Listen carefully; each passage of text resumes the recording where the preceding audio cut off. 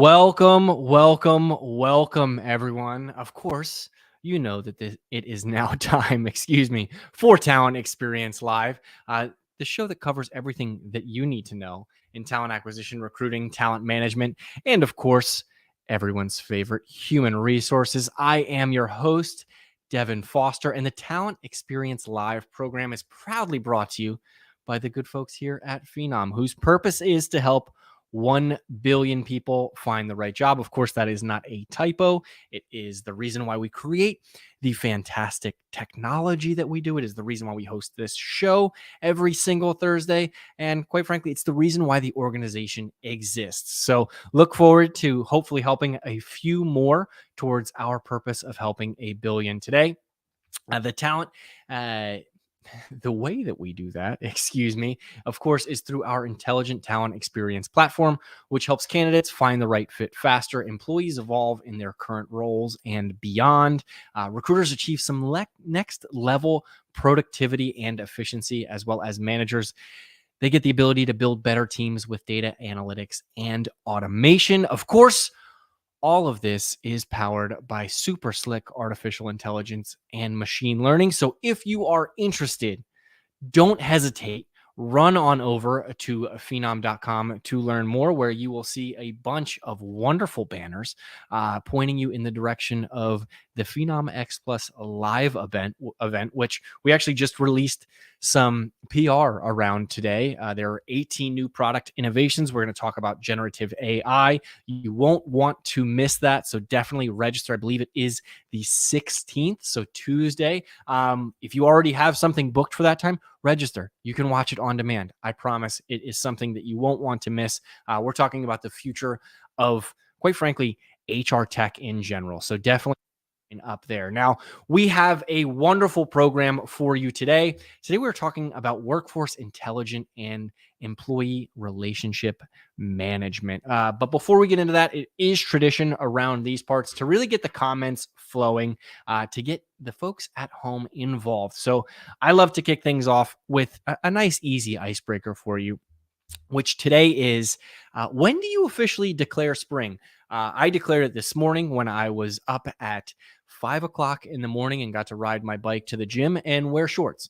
It was fantastic. It wasn't frigid. My hands didn't fall off. So it was the first day of spring for me today. But for others, it may be that first smell of fresh cut grass, or your first Aperol spritz out on the lanai, or it could just be your first baseball game that you go to for that year. Let me know in the comments section when you declare the first day of spring, as I kind of dive into our topic today. Obviously, talent management and people managers are on the lookout for the best ways to upskill and evolve, as well as retain their employees. But both stakeholders a lot of times lack the data and context needed to inform their decisions, and really it impacts management capabilities required to guide employees on a path towards success. So today we are going to learn all about workforce intelligence and employee relationship management, and how they formed, quite frankly, to be a power couple. They are the new Ben Affleck and Jennifer Lopez. So without any further hesitation, I am going to bring on my guest. But first, I see Maggie hopped in the comment section and she said, when it's warm enough to drink rosé. Maggie, it's always warm enough to drink rosé if you're inside, or quite frankly in the mood. Sarah Williamson tunes in and says, for me, it's when it's warm enough to go on morning runs and see spring flowers. I completely agree, Sarah. There is nothing worse than a cold run. But I can't wait to hear what our guest has to say about this question. We are now going to bring on Jesus Latour Sokis, lead product manager here at Phenom. And we're going to find out when he declares the first day of spring. Let's welcome him onto the program. Jesus, how are you?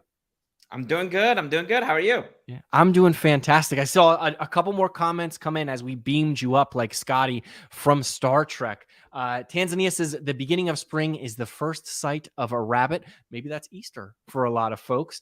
Christine Cleveland says baseball season starts is when you know it is spring. I've been to a few opening day games here in Philadelphia. It's a little bit too cold for spring for me there, but I understand, Christina, for the love of the game, you'll be out there. And Jennifer Thomas says it is her birthday because it's the first day of spring on the calendar. Which, while I have you, Jen, I want to apologize. It was Ella's birthday last week. Happy birthday! And Tom says, "Are you ready for it, Jesus?" He says, "When Jesus Ready. he listens." Uh, Welcome, Jesus. When's the first day of spring for you? When do So I you? was thinking about that, and actually, the more I thought about it, I think the first day of spring for me is when I'm making plans and they get ruined by rain. That's the first day of spring for me. Like when you go get a car wash and then all of a sudden you And lose all of a y sudden y it's you raining lose out of the new nowhere. shine because it rains? Yep. Absolutely, and what's the old That's the saying? first day "April of spring. showers bring May flowers." Awesome. Well, I hopefully it doesn't rain on you today, because we have an exciting topic, Jesus, and I wanna kick things off really from a high level. We have a ton of folks in the comment section chiming in, but just from the top, what exactly is workforce intelligence and employee relationship management, and how do they intersect? So it's a good question. So employee relationship management from our perspective, it's really a central location to just manage your employee, your workforce internally, whether that's from a concept of looking at your employee aspirations, communicating with your managers, breaking down your organization into department, business units, or managerial units. Employee relationship management is, think of it as our CRM, except it's dedicated solely for the purpose of managing your workforce. Now, workforce intelligence, on top of that, is a function that we leverage within our employee relationship management tool, which is really taking all of that data, all of that great organizational data, and just giving you intelligence around things that you can action on, things that can help you support your manager teams, help you support your employees, or even help support your recruitment team from a workforce planning perspective as well. So they're kind of married one together. They're all kind of tied together in terms of how we think about them here. But that's the way we kind of define them internally. That makes sense. And I love the an analogy there of a CRM for your employees, because oftentimes I think of, we spend so much time and effort to get talent in the door, but it's almost like when you're trying to sell something, right? Think about the subscription service that you may have, whether it's Netflix, HBO, or now it's called just Max, whatever it may be. We still get emails about when the next show is coming out, or Exactly. when it may be time to renew. That's a CRM that's housed there. It's the same expectation for employees, right? Where now that they're here, let's stay in touch with them. Let's let them know what's new and going on in the organization. But you mentioned workforce intelligence there, and I think we're going to talk a lot about data today. But I want to ask you, is there really a competitive advantage to organizations that may be leveraging workforce intelligence when it comes to their employees? 100%. 100%. If you think about a scenario, right? Every time we go shopping, every time we take out a loan, a mortgage, or whatever we do in our lives, in our regular lives outside of work, right? We typically look at um, reviews. We typically look at all of these different factors that help us as individuals make decisions, right? So it's no difference from a workforce intelligence perspective. As an organization, how do you decide whether you're buying talent externally, going to your recruitment team, opening up a rec and finding external talent, versus how do you define whether there's people internally that have aspirations to move into a role that you need to hire for, have the right skill sets that maybe they didn't know they had the right skill sets to move to another role, right? It's the same concept. You need data to understand how to make actions or how to take actions, whether that's buying externally through recruiting, promoting internally, which hopefully you're promoting internally. But you need that data to really make that decision. So absolutely, I think workforce intelligence is extremely crucial to any talent life cycle, and even more crucial for employees. I want to touch on that for a second, because you mentioned moving throughout the organization there. And I think this data that you speak of, are there telltale signs of when a particular position, it may be time to look at a promotion or a transfer of departments, whatever it may be? I think of entry level positions in the most part, right? I know from my experience in a past life, typically it was around that year mark. Is the Mhm. data that organizations have, can it hone in even more so on that and say at 6 months, the first conversation needs to happen because we've Absolutely. lost X number of employees then? Follow up in 9 months or so on. Is that the type of data that you're gathering, or does it even get more granular than that? It's that and even more granular, right? When we think about whether you're thinking entry level, mid level, senior level, historically in an organization, you have an average number of years that somebody spends in that role and moves on to the next role. But how do you identify that data, right? That's intelligence. That's intelligence that we bring forward and say this person has been in this role for far too long. You may want to think about promoting, or this person's new to this role, maybe mid range, has the right skills for another role. Whether you're looking to promote them or not, you may want to just shift them inside the organization, right? So if you think about reshifting, reshuffling, that's a big keyword nowadays, right? How do you find that talent internally? That's all part of the intelligence avenue. But also, even if maybe a person isn't quite ready to move, they have aspirations, right? Where are those aspirations being stored? Well, in most cases, a spreadsheet, a resume, nothing digital that can help a leader, a person leader or an HR leader look at the organization and say, "Hey, this group of folks raised their hand and said, I want to move into marketing." Maybe they're not ready, but you can start promoting initiatives. You can start working with managers and teams based on that intelligence that you have to really make sure that you're putting them in the right path to get there. Yeah. Now, you mentioned skills there, and I think it poses an interesting question, which is a lot of times when I think of skills, I think of LinkedIn's or I think Yeah. of, resume builders or something where it's a checkbox, right? And I'm self-selecting. And I imagine that from an employer perspective or a manager perspective, they're also self-selecting during annual reviews or Yeah. whatever it may be. Is there a way that all this talk around generative AI, where we're gathering more insights on skills, where somebody may be accessing, a certain amount of information from the website, right? Where they're very passionate about employee relations, or they're very passionate about account management or something along those lines. Are we starting to see the kind of writing on the wall where that is the next step? It's no more I'm going to put my best face on this resume and submit it. It's let's see what interest this individual actually has and if they're doing the homework to add those skills. You're right. You're exactly right. Now I'll talk about Phenom, but obviously other Yeah. systems are doing something similar as well. But tracking activities, right? This is a crucial intake for us from a Phenom perspective to bring forward even more intelligence, right? Yes, an employee has the rights to say, I think I have these skills.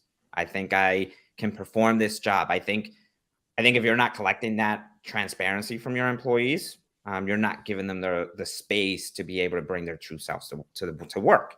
Now, there's obviously other factors to that. An employee can always say, "I'm the best at everything." We've seen that too, right? And I think that's where you really start getting into conversations of people you work with know what skills you have, whether that be your manager or your peers. Having them endorse those skills goes a long way. On top of that, projects, learning opportunities, mentorship opportunities, coaching opportunities. These are all informative actions that you can take in a platform like ours that we can start even further inferring those skill sets. Hey, you've taken 10 courses that will represent ChatGPT. You may be a beginner, you may be intermediate, but hey, you've taken the courses, you're actioning on this. We know you're practicing those skills in the real world through learning, and you've completed it. Hey, you've completed a project or um, a development code or whatever that looks like, a short-term project that required this skill set, and this manager that requested you gave you a really good review. You probably have that skill. We can start inferring, yes, you're an expert at this skill because you've done the work, you've done the activities, you've proved out your worth and your skill sets in actual life scenarios.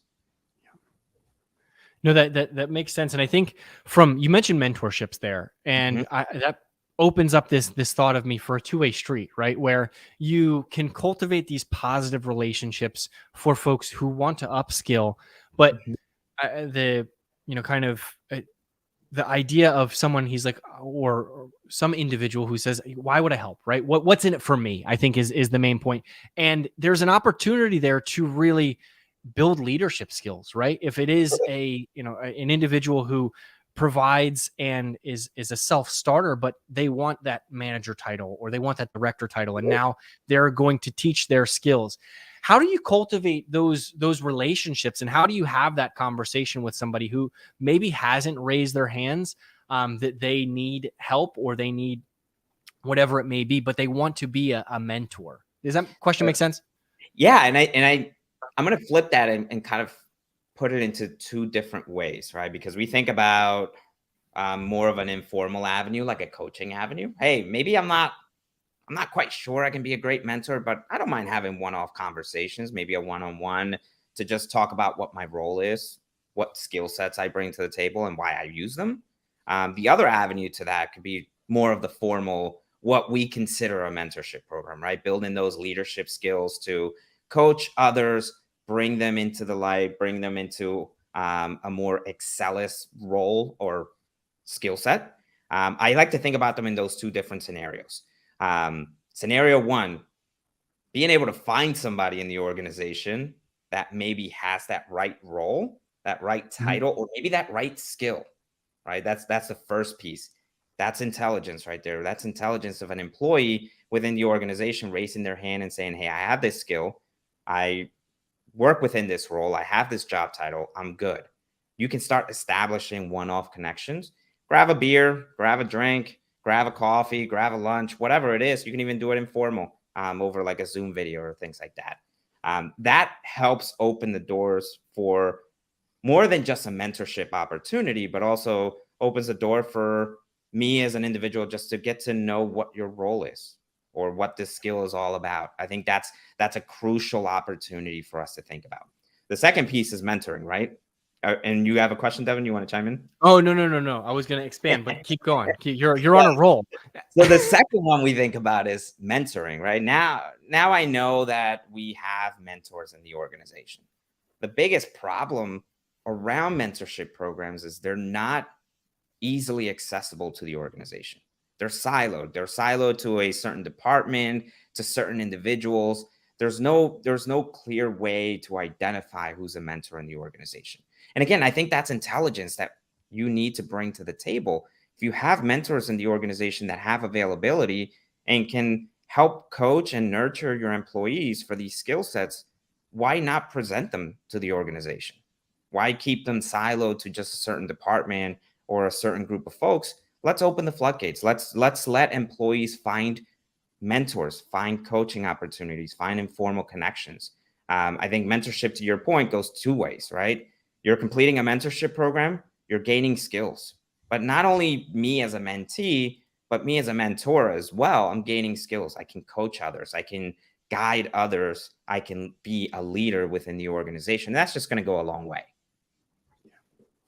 No, yeah, you're 100% right, and I see the value of that. The one thing that I want to call attention to is you mentioned it can start with easy, casual conversations, which I think, and correct me if I'm wrong here, could benefit the business as a whole Yeah. right from day one. And I'm not talking about upskilling or anything along those lines, but Yeah. it's simply knowing who to go to when you have a question, right? I think back to Jesus when we were in the office in 2019 and the early stages of 2020 before we were remote. We used to go up and just ask questions, right? I was on the product marketing side of the house at that time. And if I had a question about something that was EX related, I knew Mhm. exactly who to go to. Now, fast forward to 2020, people are leveraging that in the same way where they can go ask those questions. And all it starts with, as you pointed out, is a Zoom meeting. It's a drink. It could be a coffee break, whatever that may be. But I want to go out on a limb here and say, as a whole, that is beneficial to the organization, right? It's Mhm. streamlining those relationships. Is there another way that you've seen customers or potentially prospects who are discussing this with you, how it's impacted their relationship to a grand stage? Well, I think the biggest impact we continue to hear is transparency and flexibility. I think, and if you think about just market data in general, trends in the market, trends of what employees are looking for. They're looking for opportunities. Opportunities, I hear the word opportunity and I always tend to think about I'm looking for the next job. But from my perspective, an opportunity doesn't just always mean a job. It just means I want the opportunity to learn. I want the opportunity to grow. I want the opportunity to try new things and just be involved. Be involved, whether that's, one-to-one connections. And I think all of that intelligence can lead to understanding engagement levels to the organization. And I think that's really where the biggest benefit comes into play, right? Somebody that's highly engaged, somebody that's connecting one-on-one, somebody that's looking at your content videos, your marketing videos, somebody that's adding a skill to their profile, whether they say they're an expert or not and it's been validated or not. Hey, that's an engagement opportunity that can help guide organizations to saying, hey, I have a problem in this division. Nobody's working. Let me take that back. Nobody's working is probably a bad way to say it. Nobody's engaged. Nobody's updating their profile. Nobody's doing activities that we're bringing to the table for them. There's something going on here, and it could just be as simple as awareness. It could be an even bigger problem, though, at that point, right? If nobody's engaged, what's preventing them from leaving the organization? And that's when leaders, HR leaders, can leverage things like ERM, things like ERM is also short for employee relationship management, employee relationship management, workforce intelligence, to understand those cues before they happen, but also present those cues to managers. Hey, your team might be at risk because they're not engaged. We've given them access to learning. We've given them access to all of these opportunities and they're not taking it up. Let's figure out why. Let's figure out what we can do to make sure we keep them engaged.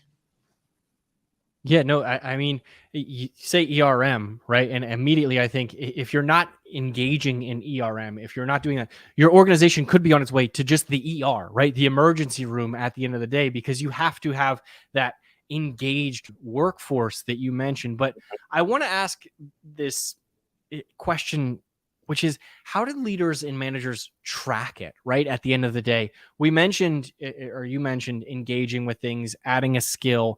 Is there a central hub that Phenom has put together where you can see kind of the health of an organization, or even a department or a division, whatever that may be, where you can illuminate the spotlight and say, hey, let's pay some attention to this team. Let's build some of that relationships let's cultivate these young professionals or professionals in general to stay here for the long haul. Yeah. And that's honestly exactly what workforce intelligence is. It's bringing to light intelligence for any part of the organization, however you want to splice the data, right? You may want to focus on a managerial level. You may want to focus on a group with a band level of 1, entry level in this case. You may want to focus on a department or a region or a country or whatever, right? That's where workforce intelligence comes into play. It's bringing all of the systems together, because there are systems. There's TA, there's CRMs, there's employee talent marketplaces, there's manager experiences. All of those systems have to be able to talk to one another. That's the first key part. And when they're talking to one another, that creates a strong workforce intelligence. What skills should I be having and should be looking for? What's happening in this sector? What's happening in this department? What's happening within this business unit? Hey, maybe I know in the next 6 months, we're going to have an emerging skill, right? Because we're hiring, we're opening up requisitions that require this skill. I need to upskill or create initiatives within my organization. How do you do that? Well, you do it by that intelligence. Based on that intelligence, you can now start creating initiatives that will push out learning paths, learning plans, mentorships, gigs, projects. And all of that can be informational, not just for employees to know that, hey, my organization thinks I should be doing these things, but also for managers. When managers have their one-on-ones, that's another key factor, right? How do they come prepared to these one-on-ones if they don't have the data, if they don't have the intelligence, if they don't know their employees' aspirations or what they should be working on outside of their normal functions to help promote them in the organization, right? I think that's where workforce intelligence comes into play, and all of that sits inside of our employee relationship management tools. Yeah. Does this, you think, not to bring up my favorite television show right now, but I'm going to anyway. Succession, right? Does this play a key role in succession planning where 100%. maybe there's always going to be that instance where you reach out to an employee, you try and maybe foster a good relationship, but it just doesn't work, right? They're ready to move on. Does this provide the insights for you to see who may be the next person to fill in Absolutely. those roles, or if you have to open it up? I'll let you go. Absolutely. Sorry. Absolutely. If you think about succession in general, the way Phenom at least thinks about succession planning, right? We think about it from a role perspective. You know what you need, you know what your workforce looks like for that role, and you also know key insights about that workforce side, whether somebody's a flight risk, whether somebody is over tenured, maybe they've been in that role for far too long and you need to find a way to promote them, or maybe somebody has hypo assigned to their profile, right? These are all key elements for you to start making decisions around. I have this role. I have two people that are flight risks. They've been applying outside of the organization. They've been applying to other departments in the organization.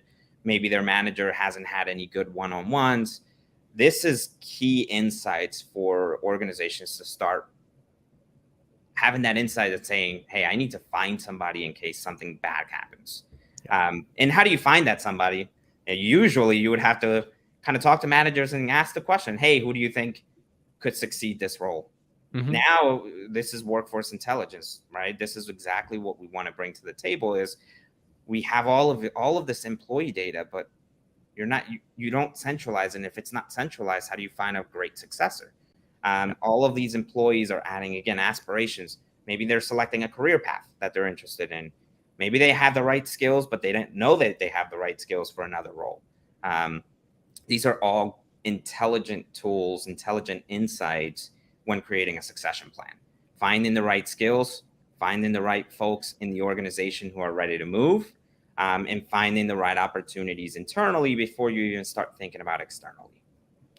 That makes sense. And I'm sensing a theme here, Jesus, where all of this is not a single silo product, right? Where it really does in order to have workforce intelligence, you have to have some sort of tracking on your ERM, right? You have to be able to have an internal career site to see if there is a potential flight risk with an employee who's looked at the account executive job 7 times this month to see if it's been filled when they're looking for that next promotion. So am I way off? Is it this holistic approach is really the only way you're going to get all of these insights and all of these directions to find that path to success?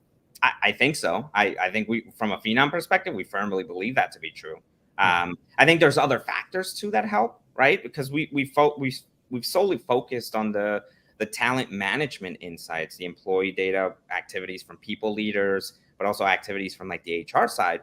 But there's other factors that go into play here. If you think about recruiting, right? Now we're getting more on the talent acquisition side. Recruiting, your recruiters are typically looking for external candidates, and when they hire them internally, you're buying those skills that they have on their resume and things like that are now new skills coming into the organization. These are great indicators to even our ERM users to understand what's coming in, what's leaving the organization. When an employee leaves and becomes an alumni, they're taking skills with them, right? What's the income? What's the inbound? What's the outbound? And what do I need to do from a learning perspective or an opportunities perspective to either retain the skill sets that are coming in, evolve the skill sets that are brand new, or find ways to just retain employees so that they don't actually become alumni. But if they do become alumni, how do I bring them back into the organization? Those are skills they took with them. Doesn't mean they can't come back, right? That's that whole boomerang status. So there's other factors that I think play into workforce intelligence. But ultimately, my point of view on this is if you don't have a system that aggregates all of this data into a single place, you're going to struggle to do things like succession planning, workforce planning, understanding how you can help managers be the best manager they can be to promote that internal talent, figure out where talent hoarding is happening. And talent hoarding is real, right? You got to figure out where that's happening by looking at your average tenure. Somebody might be in an in a role for far too long. Maybe the best approach for you to take is promote them internally, right? Before they actually start looking elsewhere. And you can't do that if your systems aren't all connected and talking to one another. Yeah. And you can't do that if you're stuck to a schedule as well, Yeah. right? So many organizations look at this from a calendar year perspective, Yeah. where it's we have to promote within the new year or whatever that may be. What the insights that you're talking about are going to illuminate when a manager can have a conversation earlier, which is then going to have that more fun conversation of what Yeah. direction do you want to go in, Yeah. right? And then it allows that preparation time so you don't have to backfill a role. Mhm. And to your point, it can start from day one with a new hire, right? You mentioned those skills. I think of a tailored onboarding process, right? Where Mhm. if you are bringing in a senior recruiter or a senior talent acquisition lead, they probably know the terminology around a CRM or around an ATS or Mhm. whatever it may be, right? A Boolean search, all of these things. They could probably skip a couple of those steps, and now it's tailored. They're having a better day one. Yeah. They're being more productive early on, and it just helps the organization as a whole, and having all of that connected Yeah. is awesome. Jesus, before we go, I know we got into a little bit of the weeds there talking about TA, but I love talking about it. Is there anything that we missed, anything you want to add or share about ERM and workforce intelligence? I got to think about that question now. I feel like we covered a lot. We Uh, did. And we went off script too, which yeah, was we fun. went I think it's a conversation. honestly, it's the best way to go about it. But Yeah. I think one last thing I'll cover around that. It's not enough to just capture bullet points from employees. You got to activities, right? And we talk about this from a Phenom perspective, even on like the external career site, right? Segmenting your audiences based on what they're interested in. It's the same concept for employees. You got to segment your employees based on their journeys, based on their activities, and that's got to be intelligence that you have to take in. An employee that's constantly taking learning may be more interested in getting served up opportunities around learning over mentorships, right? How do you identify that? You got to have a platform that can really bring that intelligence and serve it up in a personalized way to every employee. Yeah. We're all different, right? Like Yeah, we've been taught that from an early age. The way we learn is different. The way we grow is different. exactly. That's why when it comes to driving a car, there's a written test and then there's a driving test. And the written test, it doesn't have to be perfect, right? Like you can get by with an 80%, Yeah. I believe. The driving test, same thing. You're allowed a few mistakes here, which is horrifying now that we're talking about it out loud. But nonetheless, you learn. Some people learn by doing, right? Which is getting Mhm. behind the wheel of a car. Same thing when it comes to an organization. We shouldn't abandon those things and look at employees as cogs in the wheel, right? Yeah. You're mentioning all of this intelligence really breaks down an individual at the end of the Mhm. day, not a one size fits all job description. Because Jesus, I'm going to ask you a question that was posed to me on the show a few weeks ago with one of our partners. Does your job change every single day? I imagine that it does. Or are If you doing the same thing? if you ever want to make a career path into product management, our jobs are ever changing every single day. One day I may be doing one thing, the next day I may be doing a completely different thing. Yeah. The multi hat metaphor for product managers is real. Mhm. We do a little bit of everything. Every day is a new opportunity. Every day is a new learning curve for me. So yes. You mean to tell me that being a guest on Talent Experience Live was not on your job description when you Definitely applied not. for this role? No. All But right. hey, Okay. Kevin, for you, anytime. I appreciate it. I honestly, this conversation has been great, Jesus. I appreciate you taking the time from your busy day to join me and talk about this. One last question for you: are you going to be at the Phenom X Plus live event next week? Of course. Yeah, That's wouldn't miss it for the world. there's going to be some really fun stuff happening there around the ERM side too. So, Yeah, awesome. I'll be there. I'll Yeah. be there with a smile on my face. I can't wait. For those of you who may be listening to the podcast, we will put the link in the show notes. I'll also comment it on LinkedIn as well as YouTube. Jesus, I want to thank you so much for your time, and I hope you get to go have some lunch, and hopefully it doesn't rain so that it feels like spring a little bit for you. All right. Thanks, Devin. Appreciate Thank it. Have a good one.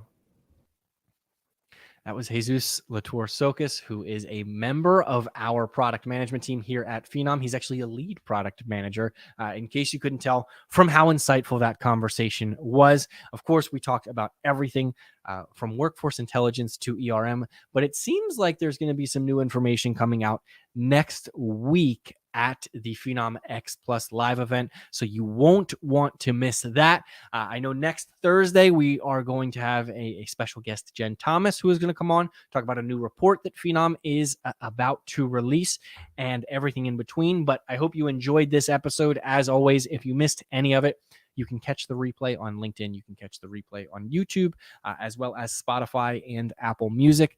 I hope everyone has a fantastic rest of their week. Stay happy, stay healthy, enjoy the warm weather, and we will see you next week. Thanks so much.